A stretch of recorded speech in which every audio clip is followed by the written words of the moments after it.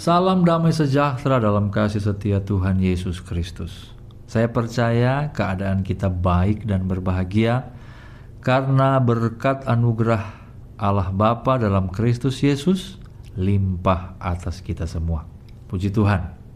Pada kesempatan ini saya akan berbagi satu renungan yang berjudul memaksimalkan. Di minggu-minggu terakhir ini saya sempat bertemu dengan beberapa rekan, beberapa anggota keluarga, dan ada satu pembicaraan yang terus berulang dengan orang-orang yang berbeda, yaitu kesan bahwa tahun 2024 berlalu begitu cepat. Tiba-tiba kita sudah ada di akhir tahun. Luar biasa cepatnya waktu berlalu, minimal itulah kesan yang kami dapatkan. Nah, rupanya di dalam Alkitab ada satu bagian ayat, bagian firman Tuhan yang ditulis berdasarkan kesan yang mirip, yaitu tentang waktu yang berlalu begitu cepat. Mazmur 90 ayat 1 sampai 17 ketika Musa berdoa kepada Allah. Ayat 3 dia menyatakan, Tuhan mengembalikan manusia kepada debu. Ayat 4, di mata Tuhan 1000 tahun berlalu seperti hari kemarin. Ayat 5, manusia itu umurnya atau waktu hidupnya seperti mimpi, seperti rumput yang bertumbuh, pagi berkembang, petang sudah layu, dan seterusnya. Di ayat 10 dia menyatakan satu ayat yang terkenal, masa hidup kami 70 tahun dan jika kami kuat 80 tahun, kebanggaannya adalah kesukaran dan penderitaan sebab berlalunya buru-buru dan kami melayang lenyap. Dalam pembicaraan saya dengan beberapa rekan tersebut, kami mencoba mencari kenapa kesan 2024 berlalu begitu cepat. Lalu muncullah ide mungkin karena kita sibuk, karena banyak aktivitas dan seterusnya. Lalu bagaimana dengan Musa? Apa yang terjadi sehingga waktu berjalan terasa sangat cepat? Oh ya, karena mereka sementara di padang gurun. Ketika tiang awan, tiang api bergerak, mereka harus bergerak dan demikianlah seterusnya. Namun apakah ini harus dimaknai sebagai waktu hidup manusia atau waktu kematian atau keterbatasan umur? Rupanya tidak. Karena di ayat 12 Musa menyodorkan satu reaksi atas cepatnya waktu berlalu.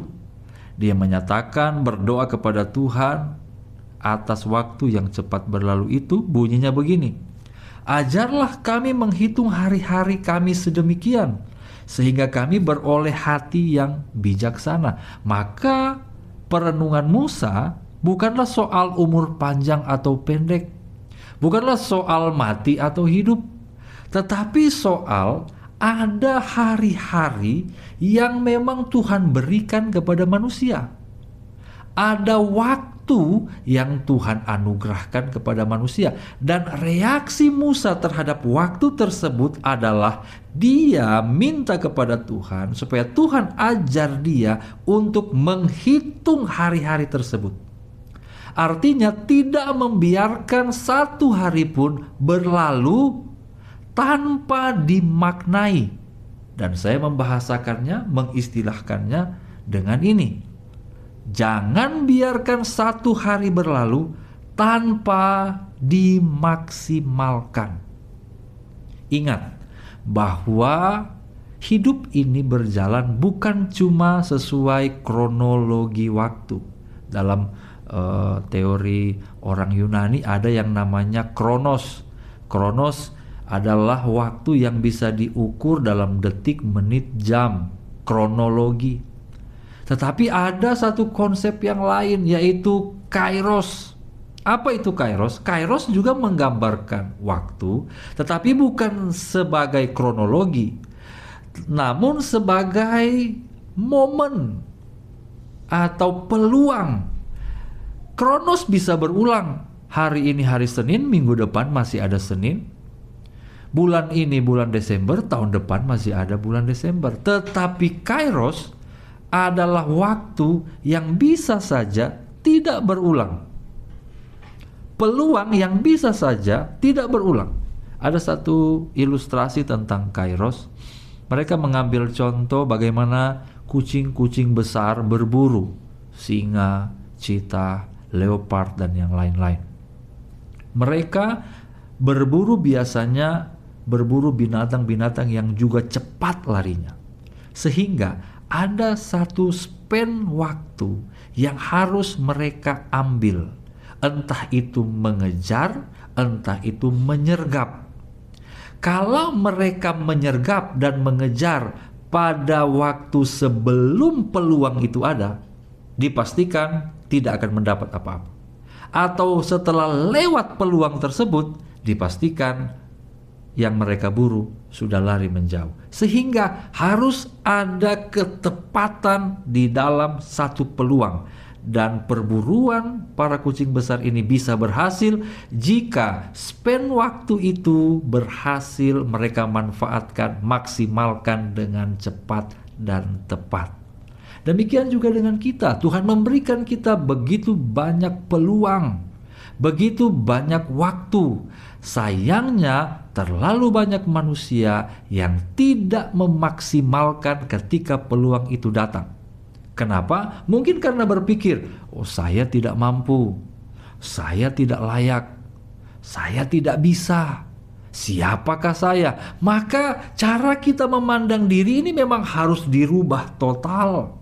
Kalau Tuhan memberikan kita kairos, kalau Tuhan memberikan kita kesempatan, maka pasti kita itu dianggap mampu dan tepat.